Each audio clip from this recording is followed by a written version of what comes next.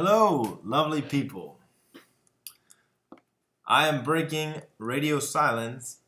I am here to tell you that a lot of people don't have databases. A lot of people don't have viable news and news sources. And a lot of people don't understand the era they live in. This is why I am breaking radio silence to come to you live in my apartment today. So let us begin with what everyone is familiar with. McDonald's, Nike, Wawa, and Publix. What does a fast food chain, a shoe store, a gas station, and a supermarket have in common? They are all corporations. Like Amazon and Verizon, all corporations share a similar identification. They are all people. A corporation is a person. Now, it is maddening to say that a corporation is a person, so I will say it again. A corporation, under the 14th Amendment of the Constitution, is a legal person. Now, I know what you are going to say. I'm just talking legally. Legally, anything can be anything. But a point of fact, if you will operate, breathe in this 21st century, you must understand that as you gaze out your window, any window, pick a window, that McDonald's at the corner, your favorite supermarket, is, in fact, a person. And this is where I get into facts. Now that we have established that a corporation in the 21st century is a person, where does this person originate? Then some people might be sitting back watching this episode and think, wow, that makes total sense. A corporation is a person because they can buy out other corporations, other persons. They can own land. They can operate individually and independently. And how does this person begin? After the Civil War, the 14th Amendment was made, and rightly so.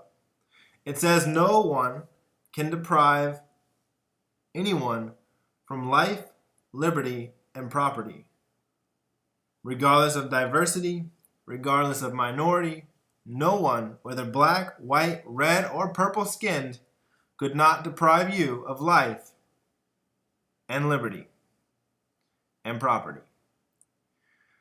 Now, what does this have to do with corporations?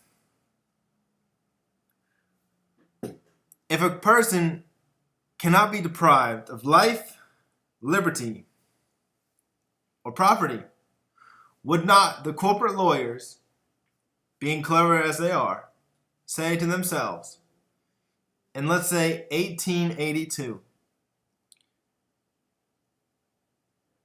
why? Oh, why? Shouldn't a corporation be a person to not own and operate and keep its own life, liberty, and property? And sadly, that exactly happened in 1882, going all the way up to the Supreme Court, that a railroad in particular vied for the 14th Amendment, saying that my corporation is a person. Legally, a person cannot be withheld its own rights in the United States of America. So let me put this in perspective for you. Between 1890 and 1910, there are 307 cases brought before the court under the 14th Amendment. 288 of these brought by corporations, 19 by African Americans. So when you walk out of your house and you give a howdy neighbor, why not tip your hat to the McDonald's, the Publixes, the Wawas? Because those are also people. And that's probably why you don't know half the things that Spectrum, Verizon, Amazon are doing. Because they work individually and they operate independently. Because they are, in fact, in the 21st century, a person. And I want to thank you from the bottom of my heart, lovely people, for watching the very first episode. And I hope you enjoyed. Please comment below.